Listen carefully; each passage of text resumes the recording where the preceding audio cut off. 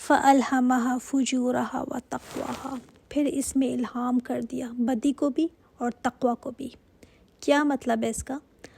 اللہ تعالیٰ نے پہلے تو اس نفس کو بیلنس کیا، جیسے اسکیل میں چیزیں رکھ کر اس کو برابر کیا جاتا ہے نا، سنوار دیا، یعنی اتنا زبردست اس کو سنوارا ہے اللہ تعالیٰ نے کہ اس میں فا جب آ گیا نا تو مطلب پچھلی بات سے یہ کنیکٹڈ ہو رہا ہے۔ فَأَلْهَمَهَا، ہا جو ساتھ لگا ہوا ہے نا تو یہ نفس کی طرف اشارہ ہے، تو ڈال دیا اس نفس میں بدی بھی اور تقوی بھی، نیکی کی پہچان بھی ڈال دی، بدی کی پہچان بھی ڈال دی۔ خیر و شر انسان اچھی طرح جان سکتا ہے، بغیر کچھ پڑھے ہوئے، بغیر کچھ جانے ہوئے اللہ تعالیٰ نے یہ انسان کے اندر پروگرامڈ کر دیا ہے، نفس کے اندر ڈال دیا۔ کیا کہ انسان کو پتہ چل جاتا ہے جو بھی وہ کرتا ہے۔ آپ صلی اللہ علیہ وآلہ وسلم نے معیار دیا ہے برائی گناہ کو جانچنے کا۔ فرمایا برائی وہ ہے جو دل میں کھٹکے، برائی کر کے نا انسان کو چین نہیں آتا کہ یہ صحیح نہیں کیا میں نے، اس لیے کسی مفتی کے پاس جانے کی ضرورت نہیں ہوتی، اس کا اپنا آپ اس کو بتاتا ہے کہ میں نے یہ کیا کیا ہے۔ اور اگر جاتے بھی ہیں نا مفتی کے پاس تو وہ دل میں جو کھٹک رہا ہوتا ہے نا تو پھر اس سے جا کر مفتی سے پوچھتے ہیں کہ بتائیں اس بارے میں۔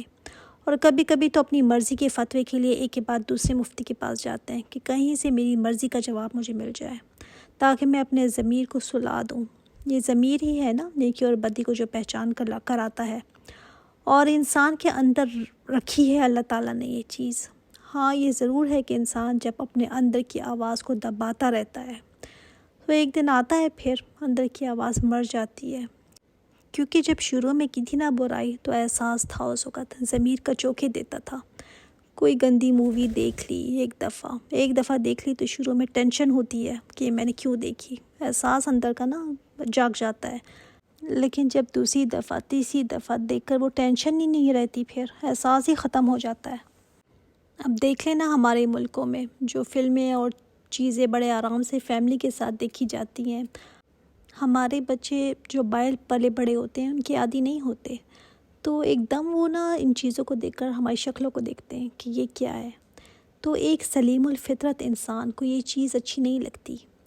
کیا بات ہے کہ کسی کو احساس ہو رہا ہے اس کا اور کسی کو نہیں ہو رہا، ہم تو پڑھ رہے ہیں کہ انسان کے اندر فجور بھی ہے اور تقوی دونوں کی پہچان ہے۔ بات وہی آ گئی نا پھر کہ ضمیر سو چکا ہے، اللہ تعالیٰ نے تو ڈال دیا ہے اندر، کتابیں بھی بھیجی، رسول بھی بھیجے، لیکن انسان پھر بھی برائی کو ہی پسند کر لے تو پھر کیا، خود ہی کو پھر ملامت کرے۔ تو اتنی ساری قسمیں اس صورت میں آئی ہیں جو کہیں اور نہیں آئیں۔ کیا بات ہے جس پر اتنی قسمیں اللہ تعالیٰ نے کھائی ہیں؟ اللہ تعالیٰ کی بات تو سچی ہے، لیکن قسمیں کھا لیں اور وہ بھی اللہ تعالیٰ، اور اتنی قسمیں کھائے، اس سے اللہ تعالیٰ نے کیا بتایا انسان کو؟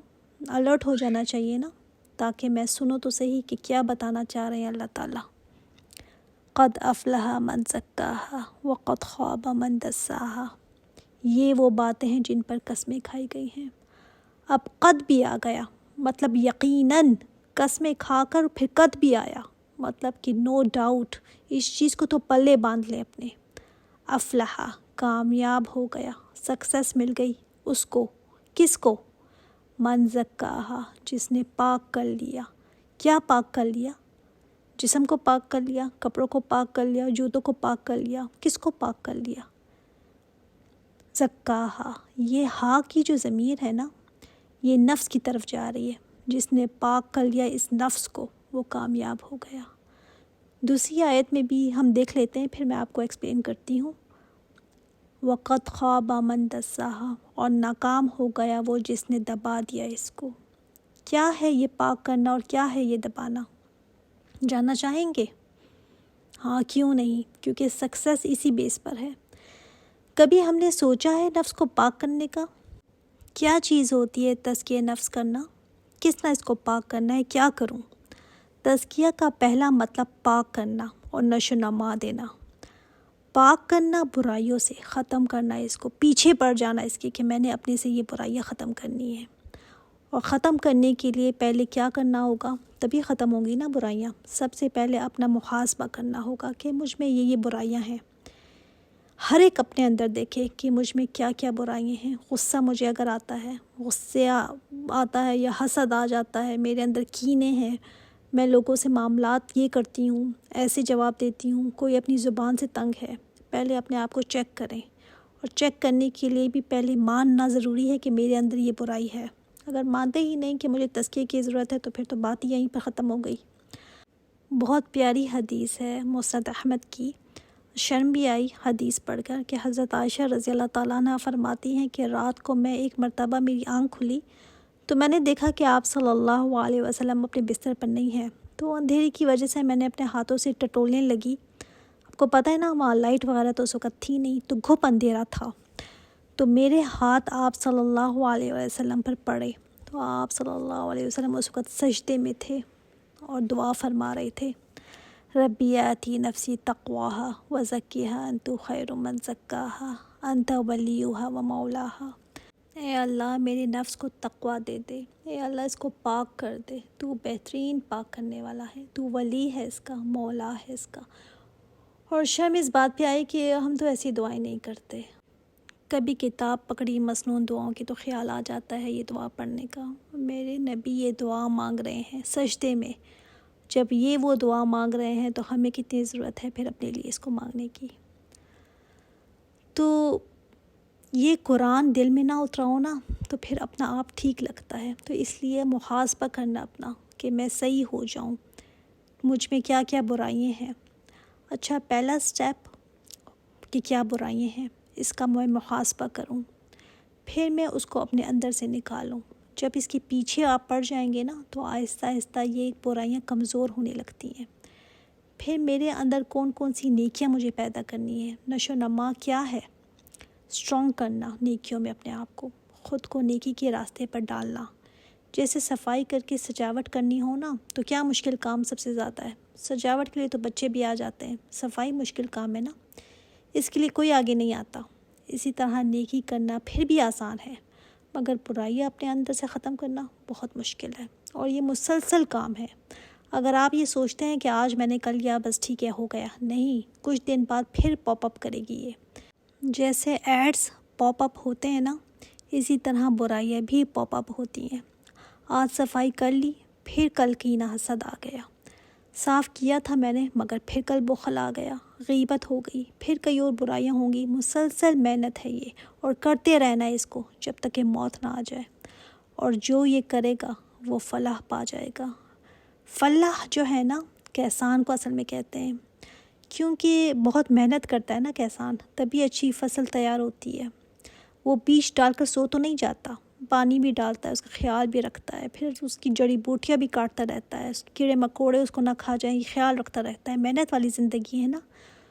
تو فلاح بھی جو کامیابی ہے آسان نہیں ہے۔ برائیاں تو شروع میں ہی اگر ہم پکڑ لیں نا تو بہتر ہے، کیونکہ جب وہ پختہ ہو جائے نا انسان میں تو پھر اس کو نکالنا زیادہ مشکل ہوتا ہے، اس کو ختم کرنا بہت مشکل ہو جاتا ہے۔ دوسرا نیکی کی عادت بنانا، شروع میں دل نہیں کرتا، سست بھی پڑ جاتا ہے بندہ، مگر کرتے رہیں، جیسے تیسے کی کرتی ہیں کرتے رہیں، آہستہ آہستہ یہ محبوب ہونے لگے گی آپ کو، پھر طبیعت کا عادت کا حصہ بن جاتی ہے یہ۔ اسی طرح قرآن سے جڑ کر کہیں اگر کہیں نا کہ میرا عمل نہیں بدل رہا تو چھوڑ کر کیا آپ کا عمل بدل جائے گا؟ نہیں، اس کو کرتے رہیں، جڑے رہیں اس کے ساتھ، ایک دن عمل میں بھی بدل جائے گا انشاءاللہ۔ وقد خواب من دساہا، ناکام ہو گیا وہ جس نے دبا دیا اس نفس کو، مطلب آواز اندر سے اٹھی تھی کہ صبح کا وقت ہے نماز پڑھ لو، لیکن اس نے آواز کو دبا دیا، ابھی تھکی ہوئی ہوں، رات صحیح سے سوئی نہیں، آج نہیں کل پڑھ لوں گی، دبا دیا نا اس آواز کو۔ اسی طرح قرآن کی طرف دعوت دی جائے اور خیال آئے بھی کرنے کو، دل چاہے بھی، مگر پھر کیا خیال آیا، ٹائم نہیں ہوتا، میرے بچے بھی چھوٹے ہیں، کام اور بھی میرے بہت ہیں، تو دبا دیا نا اندر کی آواز کو، تو نیکیوں کے خیالات بھی پاپ اپ کریں گے، کیونکہ اللہ تعالیٰ نے انسان کے ساتھ فرشتوں کو بھی رکھا ہوا ہے جو نیکی کے خیالات ڈالتے رہتے ہیں انسان میں، ساتھ ساتھ شیطان بھی ہے، وہ بھی ڈالے گا باتیں۔